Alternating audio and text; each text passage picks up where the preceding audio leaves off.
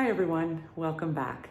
I'm so excited for today's training. I really feel like we're saving the best for last, breathing. But before we dive into that, let's talk about what we did in those first two videos. We explored shoulder blade movement.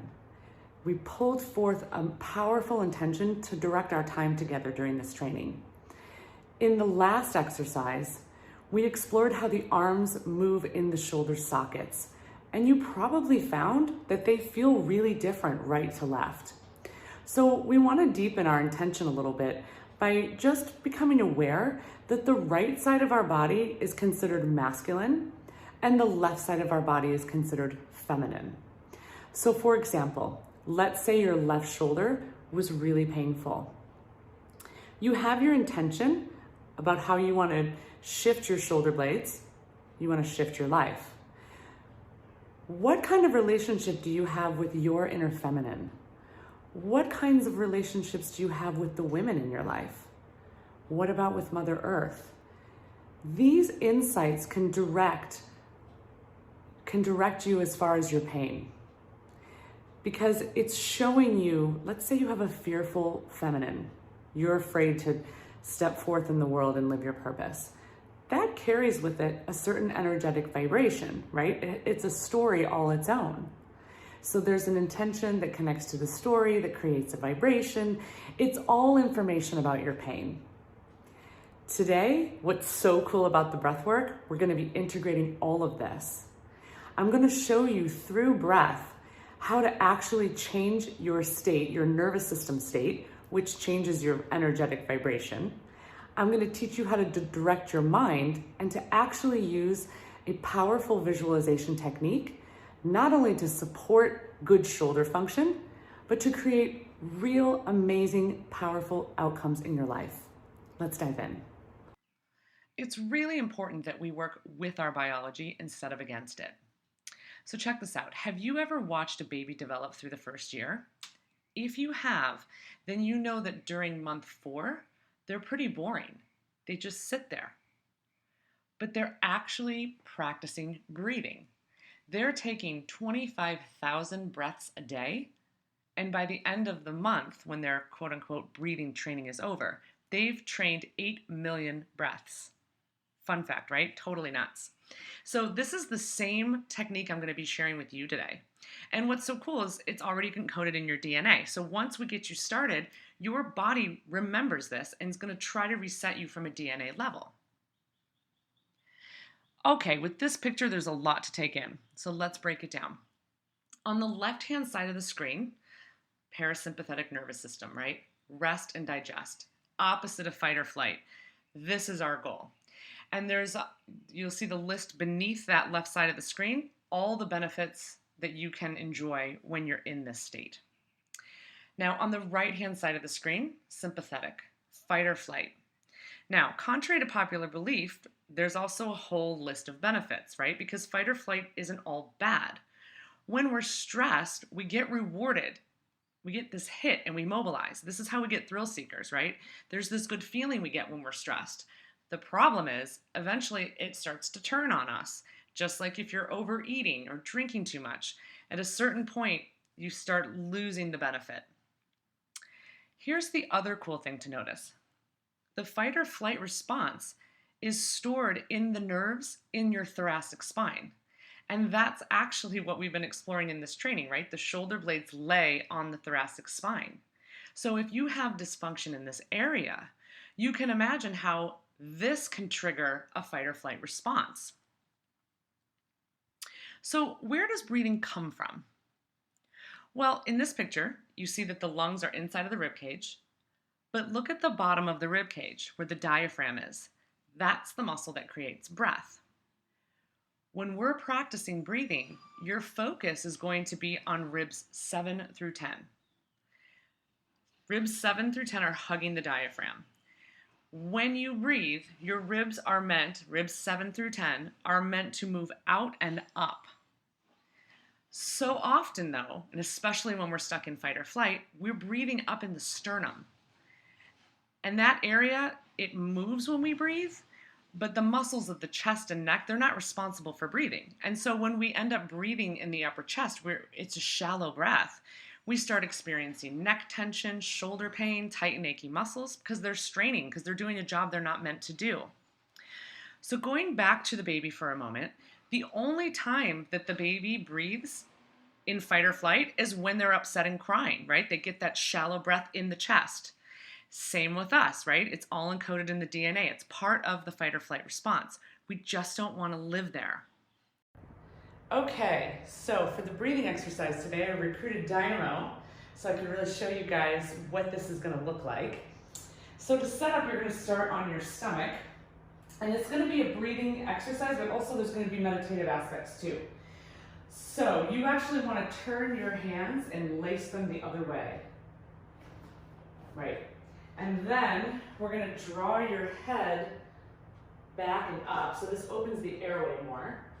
You want to have your lips closed, but your teeth open, and the tongue on the roof of your mouth, just gently, because again, this keeps the airway open. You actually want to have your eyes open and just stare, just pick something and just look right at it. That helps when we were looking at some of the stuff with the parasympathetic nervous system. The eyes connect into that area too, and so that can calm everything down.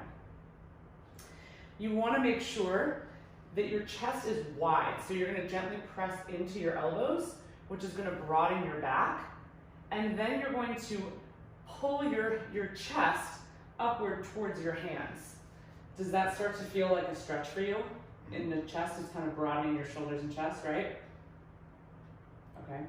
And then you want to make sure your tailbone and your pubic bone are lined up, so you wouldn't be tipped too far this way or this way. Now, if you have a back injury, you would tuck your toes under. So he has scoliosis, so you want to tuck your toes under. Yes, and so what this does, either for scoliosis or any kind of back pain, it engages, we're working on the diaphragm in the thoracic, but there's actually 7 diaphragms in the body. And this helps to balance all 7 of them if you have a back or pelvic problem. Here we have a direct view of Dynamo's ribs, so you can see the lateral expansion that I want to take place through ribs 7 through 10. You can facilitate this on your own body or work with a partner. It's really helpful if you have a partner. So I'm going to place my hands on his ribs, and on the inhale, he's going to slowly breathe through his nose, pushing my hands away with air. On the exhale, he's going to slowly exhale through his nose. And that's it. You're going to continue this slow and controlled inhale as deeply as you can. There'll be a natural pause at the top, and then a very long and slow exhale through the nose, and there'll be a natural pause at the bottom. Now, that's simple, but let's do a quick form check. Your chin should be gently tucked and drawn backward towards the ceiling. Your lips need to be closed, but keep your teeth apart. Once you have that, place your tongue on the roof of your mouth. You're going to maintain this structure in your jaw the entire time because you're going to only inhale and exhale through your nose. I wanted to go over the hand position again. When I was setting up Dynamo earlier, it was hard to see the correction I had made on his hand, so I wanted to give you another opportunity to get this right. This hand placement lifts the head and neck slightly, which again opens the airway so you can breathe with ease. You're going to continue with this slow expansive inhale, followed by a slow contraction exhale. Continue with this rhythm. I want to direct your attention to a few points. Notice as you do this breathing that your breath is dropping down into your body. The breath is getting deeper and slower, which is shifting your nervous system into that rest and digest state. You may already be feeling the positive relaxation effects. Remember, fight or flight has that shallow breathing that gets stuck up in your chest. Not only is that stressful, it causes shoulder dysfunction because that's not where breathing comes from. Now, if you're someone who spends a lot of time in fight or flight, this slow and controlled breathing may agitate you. That's perfectly normal. Just start with 1 minute of breathing and eventually work your way up to 5 minutes. Now for the best part. Connect to your intention that you set at the beginning of this training. We're going to expand this into a visualization. See, the brain doesn't actually know the difference between real and imagined. So we can make our visualizations a reality simply by clearly defining them and then aligning with them. For example, top athletes see themselves winning in their mind before it ever comes true in the physical. They clarify as many details as possible. They feel the temperature on their skin. They feel if there was a breeze. They see themselves performing perfectly.